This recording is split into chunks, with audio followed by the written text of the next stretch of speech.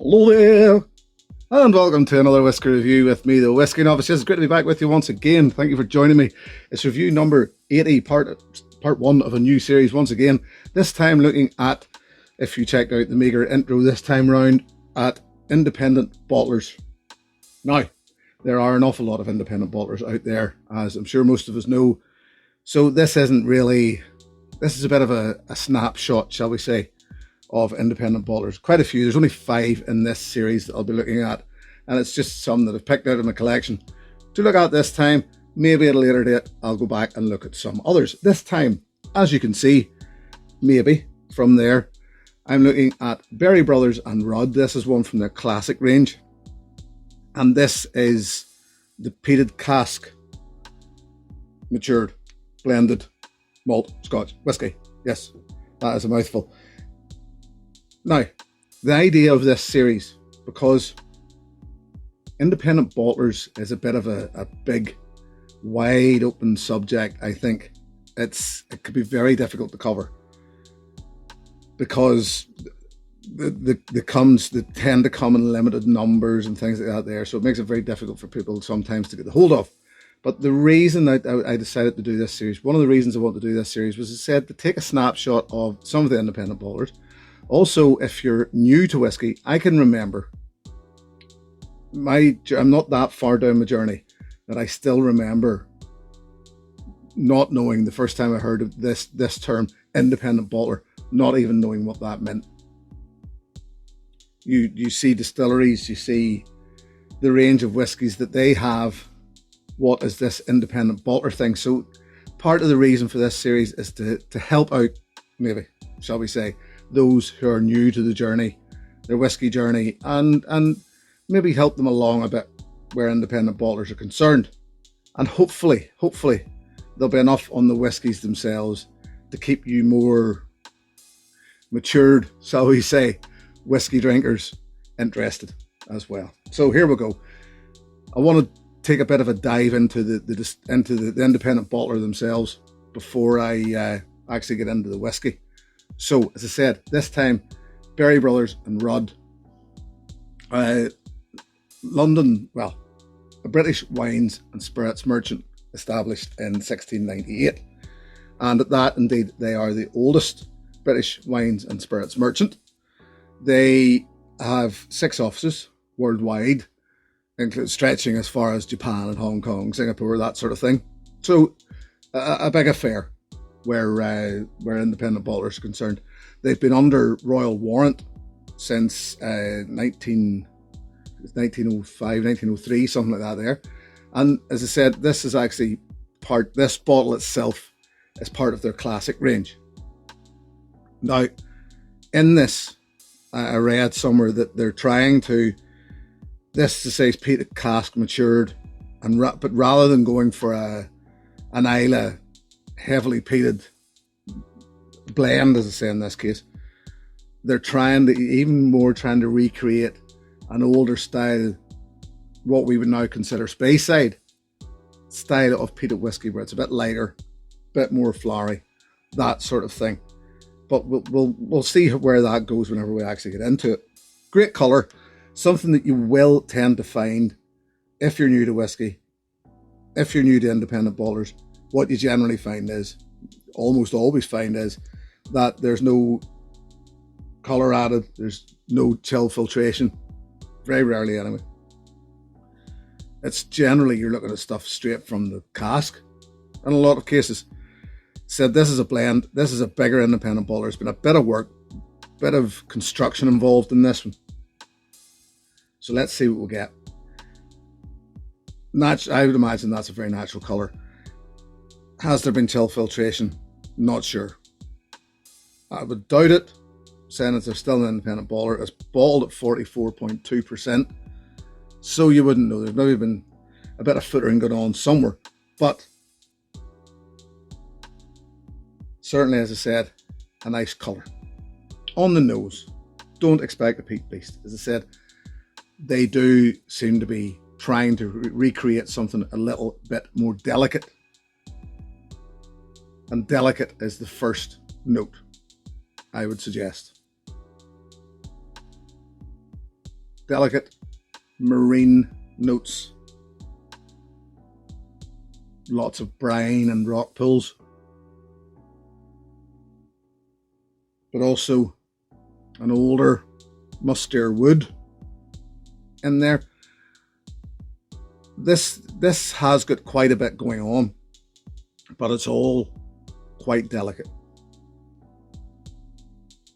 Yeah, that musty wood, even wet, old wet wood. There's a sweetness on the nose, like a pear. And it's also quite malty. Actually, that malt note in it, for me, has a name, and there are those of you out there who will know this when I mention it. Farley's Rusks. Farley's Rusks. It's if you're not aware of what Farley's Rusks are, it's a baby food, or like a malt biscuit of a thing that when soaked. And I can't remember the full mechanics of it, but certainly I know an awful lot of adults who, when rearing their children, tend to take to these things again because they're still a very tasty thing as an adult. Something in here, I couldn't remember for a while what that note was, and then it twigged with me. It was Farley's Rusks. Freshly cut grass and pea pods. It's weird because it doesn't really act like a peated malt. It's not a peated malt. It's a peat cask matured blended malt, blended Scotch. So there's grain in there as well. So you would think, or I would suggest, that from the title of it, that this is all air dried malt, air dried grain whiskey from somewhere, blended together, matured in a peated cask.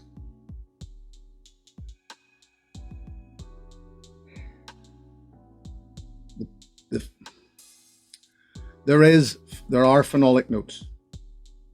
They're very, very light. It's like old smoke. And a slight hint of rubber as well. But yeah, very complex actually for something so light and delicate. So here's to the palate then.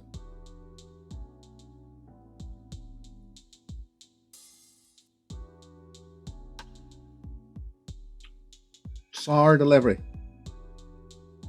Slightly sweet, but more sour. It's thin on the palate, but more punchy than I remember it.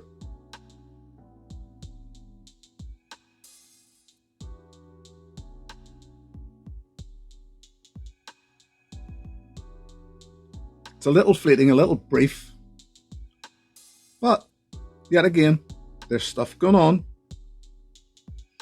A little more of that rubber note I got in the nose.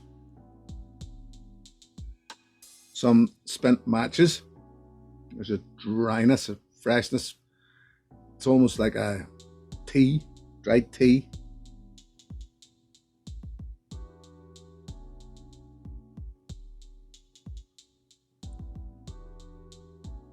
Old,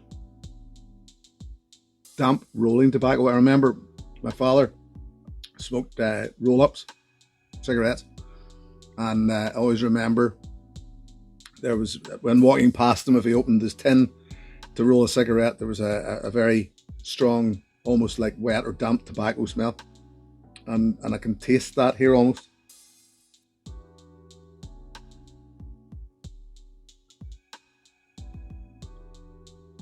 There's not aniseed, softer than aniseed.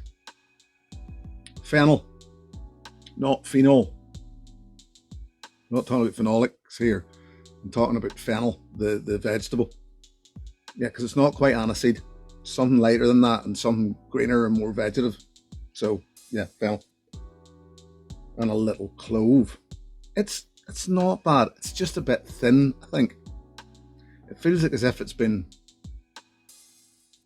because it's 44.2%, There are thinner whiskies out there that'll play heavier on the palate than this, but it's just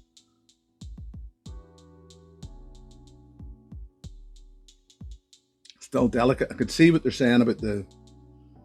Say, I read somewhere that I think they were trying to recreate a Space 80 peated thing, floral, and I could see what they're saying there. I could definitely get that. Finish sort of medium length, quite fresh. Nice heat, not a lot of flavour left around.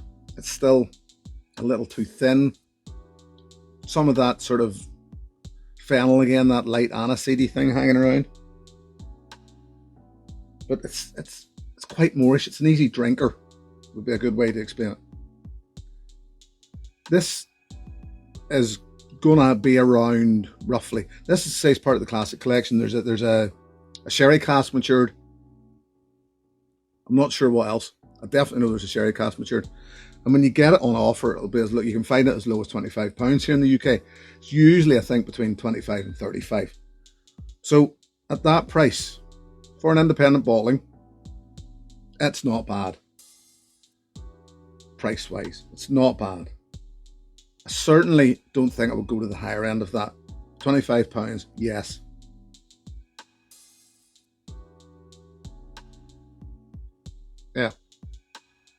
Yeah, it's all right at that. And as I said earlier, it's more punchy than I remember it. This time going back in, that palate does bring a little more. It's just thin is the problem. It's a little washy yet again. I'm not going to add water to it. I did during my tasting notes, and I remember it didn't work very well. As with a lot of them, I think from memory it did maybe bring the nose up a bit. It maybe did release a little more from the nose, but then the palate just thins further, and the finish tends to fall away a bit. So I won't be adding water to this one. So yeah, as a first dip, independent bottlings I've found tend to be, once again, if you're new to the whiskey world, tend to be on the pricier side. They do put the price up a little for the simple fact that this is, in some cases, somebody who has bought casks from the distillery and they ain't cheap. You know, if you ever get into looking at buying casks, they are not cheap. So if you think of just that alone, a cask full of aged spirit or aging spirit, maturing spirit, and then go into your marketing, your bottling, etc. It just goes on and on and on. So these guys have to recoup their money, and that's why the prices tend to go up that little bit, in my opinion. But this here, as I said, for one of the cheaper ones, is worth a look. If you just fancy something light, easy, sipping, not heavily peated whiskies, not bad. So after that, we shall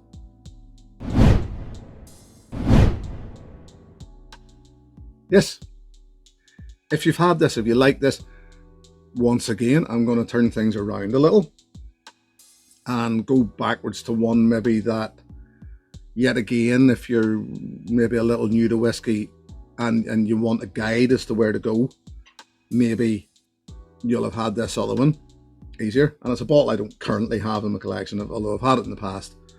And from memory, it acted very much like this. And it is from the West Coast, Talisker Skye. Yes, the non-age statement boy from Talisker there, pretty much their entry to the entry level. And I remember thinking much the same thing. Although probably not just as thin as this. I find Talisker, even at the bottom end, tends to have a bit more of an oilier texture, a thicker coating, more coating texture than this. But certainly the brininess, the peat, the phenolic thing is leveled out more. It doesn't play the big role. It just plays along with everything else, which is very similar to this. So if you want to know what this is like and you don't maybe have access to this, maybe you've got easier access to Talisker Sky.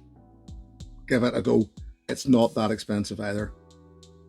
And I'll give you an idea of what this is like. So if you like one, try the other, or vice versa. So there you go.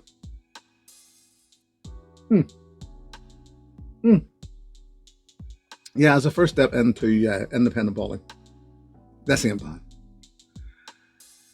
The thing about independent bottling, and we'll discover this, and we'll talk about this more as the series goes along, is in a lot of cases you're looking more at single malts, and you're maybe looking at single casks, so they become an awful lot more limited, and therefore the price goes up, therefore the access to them becomes an awful lot more difficult. So as I said, it's very difficult to take a view on independent bottlers, or bottlings perhaps would be the better way to say it. Taking a look at the bottlers themselves, which is a big part of what this series is about, isn't hard. I can give you the facts about the bottlers. The bottlings themselves, you'll maybe only ever get an opinion and not be able to pick up the ball. Possibly. Anyway, I'll stop blithering because I do that an awful lot. And I'll just say thank you very much once again. Welcome to this series. It's great to be back in the comfort zone of Scotch whisky, or my safe place, as I like to call it. Thank you for joining me. Once again, I'll be back the next time with something else. Until then, cheers, my friends. Thank you very much to my patrons. If you wish to join that group, link is below. Till next time, here's to your good health. Cheers. Hey, thanks for watching my video. Please click and subscribe to be notified of further content.